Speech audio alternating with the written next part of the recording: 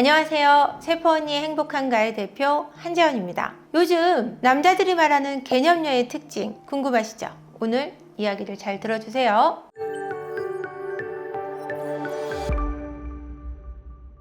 여러분, 개념녀라는 게 뭘까요? 남성분들이 얘기하는 개념녀 궁금하시죠? 근데 사실 요즘 남자들이 얘기하는 개념녀라는 표현 자체가 조금 어불성설일지도 모르겠습니다. 전 세대를 일컫는 개념녀에 대한 얘기일지도 모르겠어요. 개념녀, 이 정도는 해야 되는 거 아니야? 이런 얘기들이 나온 건 한두 번이 아닌 것 같아요. 한 30년 전에 여자들은 일찍 나가 있으면 안 됐어요. 여자가 5분 정도는 늦어야, 적어도 10분, 5분 정도는 늦어야 꽤 가치 있는 여자 취급을 받던 시대를 전 살아왔습니다. 그래서 일찍 나가 있으면 굉장히 별로인 여자가 됐어요. 좀 뭐라 그럴까? 싼티 나는 여자? 야, 얼마나 남자를 만나고 싶었으면 저렇게 일찍 나와 있어? 이런 분위기였어요. 그래서 남자가 항상 커피숍에 먼저 와 있고 여자는 5분쯤 10분쯤 늦게 가서 남자들이 여기야 이렇게 해야 되는 분위기였어요. 그런데 어느 순간 20년 전부터는 비슷하게 나가야 되는 그런 분위기가 형성됐어요.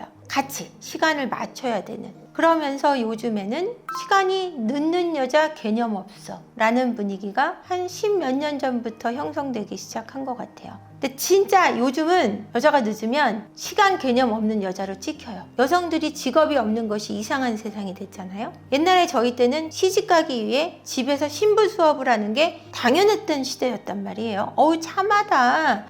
신부 수업 받아? 이랬는데 지금은 개념 없다. 집에서 놀아? 이런 분위기란 말이에요. 이런 시대가 되면서 지금은 약속 장소에 늦게 나오는 여성들은 개념이 없다고 생각합니다. 30분 이상 늦으면 남성분들 그냥 집에 가세요. 그거는 날 만날 생각이 없고 나를 우습게 여겼다라고 판단을 합니다. 바로 시간이 늦는 여자 개념 없다고 본다는 거죠. 그러니까 여러분 약속 시간에 절대 10분 이상 늦지 마세요. 30년 전에는 남자가 항상 밥을 샀어야 돼요. 단 한 번도 여자가 내는 건 여자가 얼마나 못났으면 여자가 밥값을 내? 남자가 다 사야지. 그때 저희 때는 데이트하면 경양식집이라 그래갖고 왕돈가스가 인기였어요. 여러분들 제 나이는 이해하시죠? 돈가스 이만해갖고 소스 막 뿌려 나오는 거. 그거 먹으면 되게 좋은 데였어요. 지금은 적어도 더치페이가 너무 당연하죠. 반반. 딱 데이트하면 5대5를 내는 사람들도 많아요. 그 정도까지는 너무 야박하더라도 남자가 2번 사면 한 번은 내자. 그지 아니잖아요. 남자가 2번 밥 샀을 때 한 번은 내가 낼게 라든지 굳이 못 내게 하는 남자라면 남자 잠깐 화장실 갔거나 했을 때 내가 먼저 계산하고 기다리는 여자, 이 여자 개념 있다. 결혼해야 되겠다. 이 생각이 든다라는 겁니다. 이 정도 개념은 가지고 있으셔야 호감을 가질 수 있고 사랑도 생기는 거라는 거죠. 이 개념은 사랑을 불러옵니다, 여러분. 돈이 그렇게 중요한 건 아니에요. 또 제 얘기가 나오네요. 저희 때는요, 여자가 데이트 신청하면은 미친 거였어요. 남자한테. 남미년. 남자한테 미친년이었어요. 근데 지금은 데이트 신청 좀 먼저 해주는 예의가 있어야 돼요. 남자들도요, 데이트 신청 받으면 되게 좋아해요. 저 여자 나한테 진짜 마음이 있구나. 나 이 정도 괜찮은 남자야 라는 마음이 들 수 있는 두근거리는 설레임을 가질 수 있는 시간이 있는 거죠. 남자가 데이트 신청 한 2-3번 해주셨으면 한 번쯤은 내가 먼저 만나자고 할 수 있는 여자, 남자들은 개념 있다고 생각합니다. 왜냐면 만나자고 하는 쪽이 밥 사는 게 한국 국룰이에요. 근데 여자가 만나자고 했을 때 여자가 밥 사겠거니 하는 생각이 남자들도 들거든요. 그럴 때 여자가 한 번쯤 밥값을 낼 수 있는 개념도 있는 여자로 보일 수 있고 나를 먼저 보고 싶어 하는 여자, 나를 좋아하는 여자, 나보고 웃는 여자 다 예쁜 거 알고 계시죠? 그러니까 이렇게 개념 있는 여자로 보여지신다면 별로 예뻐 보이지 않던 그녀도 제일 예쁜 여자로 변신하지 않을까요? 자, 여자가 남자에게 하지 말아야 되는 것이 딱 한 가지가 있는데요. 먼저 고백하는 거예요. 왜냐하면 먼저 고백을 하면 남자의 마음이 참 쉽게 식는다고 합니다. 고백을 유도하는 것은 굉장히 좋아요. 근데 이 데이트 신청도 쉬운 건 아니에요. 고백과 비슷한 느낌이 들기 때문이죠. 그래서 먼저 데이트 신청을 하는 방식을 제가 알려드릴게요. 영화를 보자라고 하시면 안 돼요. 영화를 보자는 것보다 더 좋은 방식이 있어요. 무슨 영화가 재밌다던데 내 친구가 봤대. 어디서 한다더라? 근데 그 남자분이 사귀고 있는 사이라면 당연히 우리 보러 가자 할 거고요. 몇 번 만나고 데이트 신청을 해온 분이라면 썸을 타고 있는 분이라는 전제하에 뭐가 맛있는 게 있다. 그거를 먹으러 같이 가고 싶다. 어디 식당에 뭐가 맛있대. 내 친구가 저번 주에 먹고 왔대는데 정말 먹고 감탄을 했다더라. 다음 주에 나는 목요일이 좋던데. 이렇게 얘기하면 그 남자분이 알아들어요. 나는 그때쯤 먹으면 좋을 것 같은 생각이 들더라. 이러면 너랑 꼭 먹고 싶다는 소리가 아닌 것 같아도 먹으러 가자는 얘기인 줄 알아요. 이런 식으로 신청을 하면 좋을 것 같아요. 그럼 그 남자분이 아무 말 안 하면은 나한테 마음이 없는 거예요. 그 남자분이 아무 말 안 하면 말을 이어가시면 돼요. 그래서 나 다음 주에 친구랑 먹으러 가기로 했어. 이러시면 돼요. 민망할 것도 없어요. 이런 식으로 관계도 정리할 수도 있고 데이트 신청 아닌 듯 데이트 신청도 하실 수 있고 그런 식으로 좀 이끌어 가시면 좋을 것 같습니다. 그러면은 이 사람과 나 사이의 관계에서 기본은 해야 돼. 이 정도의 생각은 할 줄 알고 행동은 할 줄 알아야 되는 게 개념인데 남자들이 이 어떤 여성을 좋아하고 만날 때 이 여성이 나한테 이 정도는 해줘야 돼 라는 기본을 생각한다라는 거죠. 이 정도 기본을 하는 여성을 만날 거야 라는 생각을 하게 되는 게 개념입니다. 그러니까 관계 속에서 내가 밥을 살 때 얘도 이 정도는 해줘야 되고 약속을 했을 때 이 정도의 기본적인 매너는 지켜줘야 돼. 이런 생각 속에 이런 개념이라는 것이 생기고 개념녀라는 그 단어를 생성하게 된 거죠. 제 내담자분들 중에 커플이세요. 근데 여자친구가 몇 년 동안 맨날 약속 시간마다 늦어서 굉장히 많이 싸운 커플인데 몇 년 만에 여자친구가 그 버릇을 고쳤어요. 어떻게 고쳤냐? 여자친구가 맨날 늦을 때마다 밥을 사게 했어요. 도저히 안 돼서 비싼 밥을 사게 했어요. 헤어지진 않았어요. 너무 사랑하니까. 여자친구가 그걸 고쳤어요. 5년 동안 했던 그 행동을 비싼 밥을 계속 사면서 고쳤어요. 그러니까 자기가 피해보는 게 있으니까 고치는 거예요. 그러니까 내가 힘든 게 있어야 고치게 되는 거예요. 상대방만 힘들어서는 고치지 못하는 거죠. 이거는 개념을 잡게 하기 위해서 개념 없게 남자분이 행동을 하신 거죠.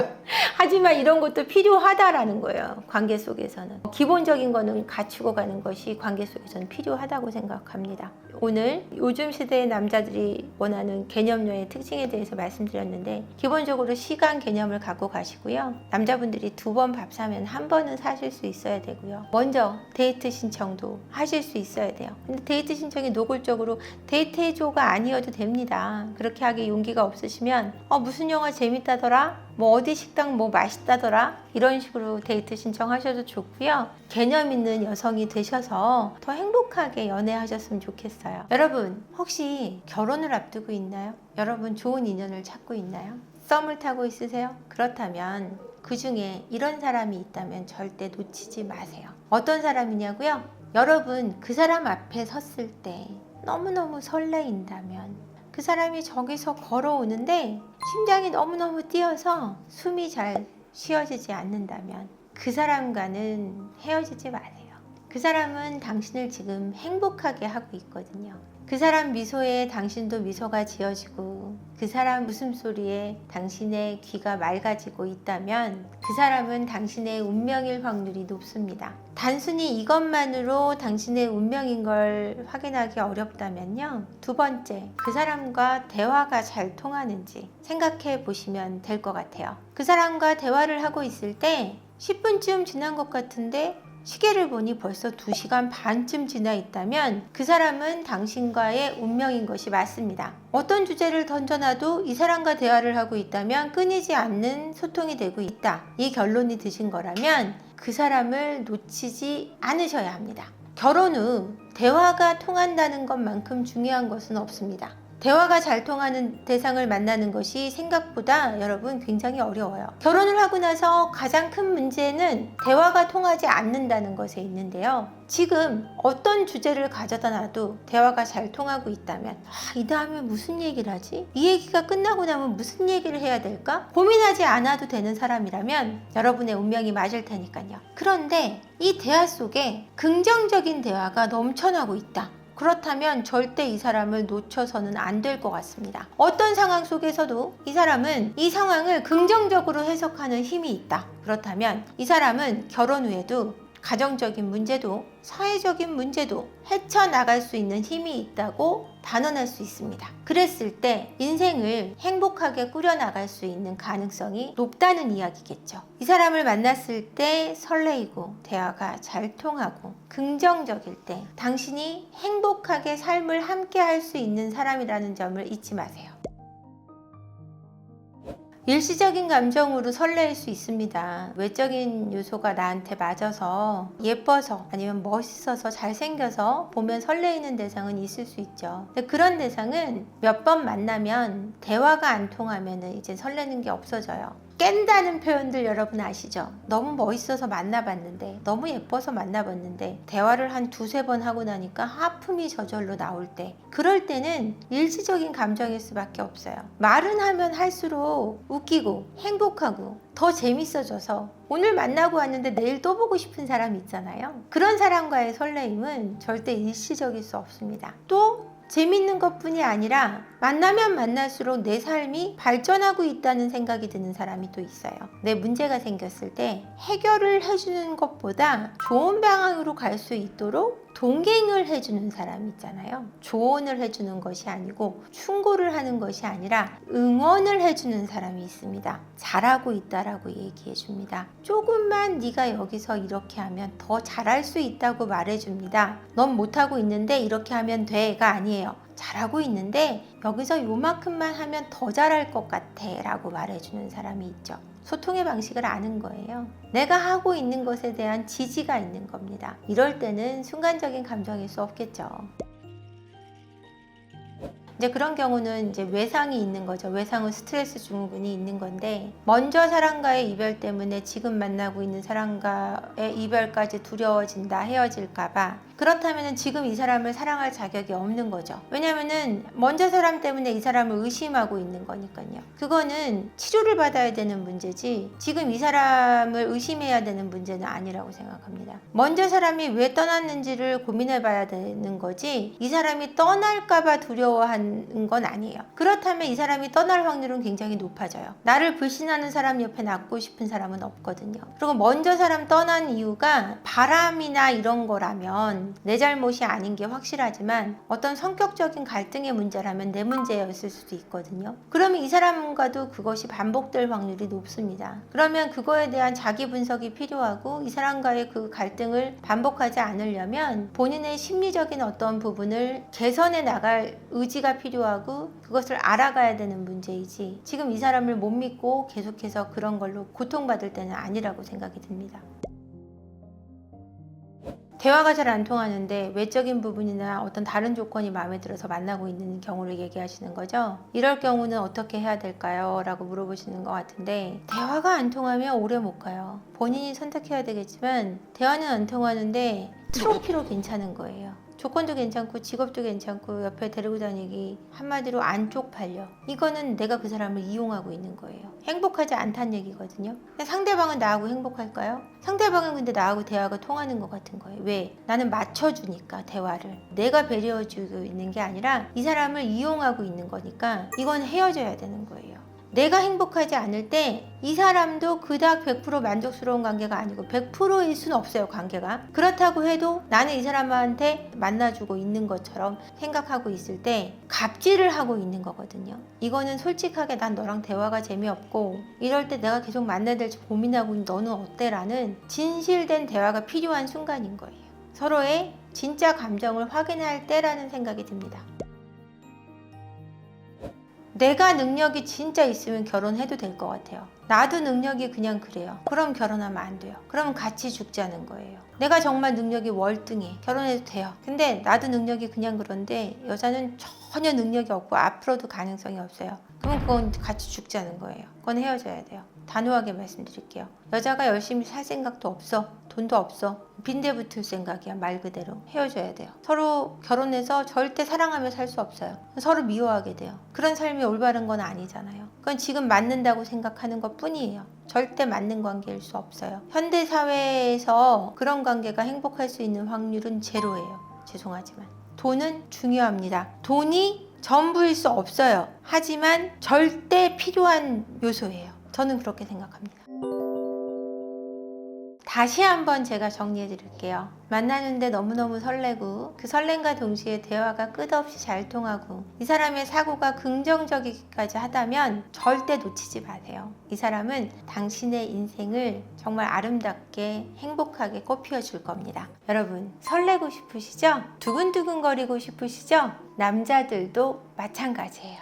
두근두근 거리고 싶거든요. 당신의 남자를 두근거리게 하는 말은 어떤 말들이 있을까요? 남자들은 어디에서든 우선순위에 들고 싶어 합니다. 그 우선순위도 가장 최우선순위에 들고 싶어 한다라는 거죠. 남자들이 있고 싶어 하는 곳은 피라미드의 꼭대기입니다. 내가 피라미드의 꼭대기에 있어서 그 위에 아무도 없다고 느낄 때 안정감을 느낀다고 하는데요. 그래서 성공에 대한 열망을 갖는 것입니다. 이럴 때 그들이 필요한 말은 당신 최고야 라는 말이에요. 내가 비록 어떤 회사의 대표는 아니지만 내가 이 나라의 대통령은 아니지만 내 여자한테만큼은 최고이고 싶은 마음, 그 마음을 채워주세요. 정말 당신 최고야. 별거 아닌 선물에도 아니면 별거 아닌 모습에도 당신 최고야를 외쳐주는 그 말 한마디에 당신의 남자는 두근거림을 느낄 겁니다. 예전에 결혼하기 전에요, 썸 타던 남자가 제가 있었어요. 그 남자가 저한테 다가와서 너 오늘 되게 예쁘다 라고 얘기해 주는 거예요. 그 말에 어찌나 가슴이 설레고 두근거리던지, 그 남자가 잘생겨서 설렜던 게 아니에요. 그 사람이 너무 멋있어서 두근거렸던 게 아니에요. 내가 예쁘다는 그 말 한마디가 너무너무 기분이 좋고 두근거렸던 것 같아요. 당신의 남자는요, 당신에게 오늘 당신 너무 잘생겼어, 이 한마디를 듣는 순간 자기 스스로가 원빈이 됐다고 느끼고요, 정우성보다 낫다고 느낄 거예요. 차은우? 그까이 거 아무것도 아니라고 느껴지게 된답니다. 그럴 때 그 남자도 두근거려요. 똘망똘망 반짝반짝거리는 눈빛으로, 진심 어린 눈빛으로 말해주세요. 당신 오늘 왜 이렇게 멋있어? 오늘 왜 이렇게 잘생겼지? 라고 장난기도 살짝 서려 있다면 유쾌한 웃음과 함께 두근거리는 모습을 보여줄 거예요. 남자들이 듣고 싶은 말 탑3에 여성의 뜬금없는 사랑해라는 고백이 들어있다고 합니다. 보통 여성들은 사랑해라는 고백은 남자들이 한다라고 생각하시는 것 같아요. 남성들도 사랑해라는 말을 들을 때 자신의 존재 가치를 확인한다고 하는데요. 이 사랑해라는 말을 나만 들어야 된다고 생각하고 계시는 여자분들 있지 않나요? 나도 뜬금없이 내 남자에게 사랑해라는 말을 던져주세요. 당신의 남자는 뛰는 심장을 주체할 수 없어서 당신을 와락 끌어안을지도 모릅니다. 내가 사랑받기에 충분하다고 느끼는 사람 중에 행복하지 않을 사람은 없을 것 같아요. 당신의 남자를 두근거리게 하고 싶다면 지금 전화를 걸어서 다짜고짜 나 당신 너무너무 사랑해 라고 말해주세요. 뛰는 가슴을 안고 당신에게 달려올 수 있을 겁니다. 입이 보살이라는 한국 속담이 있어요. 이 뜻이 뭐냐면 우리가 말하는 것이 이루어진다라는 뜻이에요. 그 속담이 너 될 거야, 너 이번에 합격할 거야 라고 말을 하면 합격이 될 확률이 높고, 야 너 같은 게 뭐가 되겠니? 야 너 같은 게 될 리가 없어. 그러면 정말 되지 않을 확률이 높다라는 거예요. 근데 하물며 내 남편에게, 내 남자한테 너 정말 괜찮은 사람이야. 이번에 회사에서 승진이 될 게 당연해 라고 말해줄 때 내가 될 거라는 자신감을 가진 사람이 승진 시험을 보는 거랑 야 네가 될 리가 없잖아 라고 얘기하는 사람이 승진 시험에 임하는 거랑 어떤 게 될 확률이 높겠어요. 그죠? 당연히 내가 될 거라고 생각하고 행동하는 사람이 시험에 응하는 사람이 될 확률이 높겠죠. 이처럼 말의 힘은 굉장히 무서운 거예요. 의사가 수술을 할 때도 어떤 환자를 죽느냐 사느냐에 놓여 있는 가운데 수술을 할 때 나는 이 사람을 살릴 수 있어 라고 말하고 들어가는 사람과 내가 정말 할 수 있을까 두려워 라고 임하는 사람이 수술을 할 때 이 손의 떨림이 다를 거예요. 자신감 있게 손을 움직이느냐 벌벌 떨면서 이 수술을 하느냐 이렇게 내가 말과 행동이 일치하게 된다라는 거죠. 말은 커다란 힘을 가지고 있습니다. 말이 행동으로 이어지게 된다라는 거예요. 말은 정말 무서운 힘을 지녔다고 말씀드리고 싶어요. 말을 하는 순간 우리는 생각하게 됩니다. 내 말을 내가 생각함으로 해서 이 생각이 내 감정으로 이어지고 이 감정은 행동으로 표현되게 돼 있다라는 거예요. 그래서 말이 말만으로 끝나는 것이 아니라 생각과 감정과 행동으로 이어져서 결과를 가져오게 되죠. 그렇기 때문에 말 한마디가 삶의 결과를 다르게 만들 수 있다라는 겁니다. 보통 내 남편이나 남자친구한테 이런 말을 못하는 이유는 뭐냐면요, 자존감이 약하기 때문이에요. 뭔 여기서 또 자존감이야 이러실 텐데, 내가 나한테 자신감이 없기 때문에 상대방에 대한 자신감을 주기가 어려운 거예요. 자존감이 약할 때 다른 사람을 향해서 잘 빈정거리게 돼요. 쟤를 높임으로 해서 내가 더 낮아지는 효과를 갖는다고 생각하고, 내가 굉장히 못났기 때문에 제가 괜찮은 사람이라고 느끼기가 어려워요. 나를 보듯 상대방을 보는 게 기본적인 사람 본성이거든요. 저 사람의 괜찮은 면을 찾기가 어려워요. 늘 나한테 빈정거리던 엄마 아빠, 그러니까 나도 타인을 보면서 빈정거리고 부정적인 것을 찾게 돼 있거든요. 습관적으로. 본인 자신의 괜찮은 면을 찾다 보면 상대방을 향해 괜찮은 말을 해줄 수 있는 사람이 될 수 있습니다. 자신이 얼마나 괜찮은 사람인지 깨우치려고 노력하시고, 내 남자가 얼마나 괜찮은 사람인지 힘껏 찾으셔야 돼요. 그래도 어려우면 연습하세요. 너 멋있다 이렇게 장난으로라도, 너 잘생겼다, 너 최고다, 그리고 진심을 다해서 그 사람을 사랑하고 있다면 그 사랑의 감정이 넘쳐나서 사랑한다고 말하지 않을 수 없을 만큼 그 감정을 채워내세요. 그러면은 저절로 사랑한다는 말이 나올 겁니다. 남자를 두근거리게 하려면요, 그 사람이 정말 세상에 둘도 없는 사람이고 가장 멋지다는 사실을 말해주는 것, 그것이 중요할 것 같고요. 잘생겼다는 말 절대 빼면 안 돼요. 너 원빈이야 라고 말해줘야 돼요. 근데 그게 정말 꼭 찍어서 원빈이야가 아니고, 요즘엔 대세가 변했죠. 너 차은우야 라고 얘기해줘야 되고요. 정말 사랑한다 라고 느낄 수 있게 말해주세요. 사랑해 라는 말이 남자의 전유물이 아닙니다. 여성분들도 사랑한다고 할 수 있고 먼저 프로포즈 할 수 있어요. 그럼 어떻습니까? 그죠? 그렇게 용기 있는 독립적이고 자주적인 여성으로 남성을 향해 사랑을 표현하세요. 남성분들 두근두근 거릴 겁니다. 끝까지 봐주셔서 감사하고요. 구독과 좋아요, 알림 설정, 많은 댓글 부탁드립니다. 고맙습니다.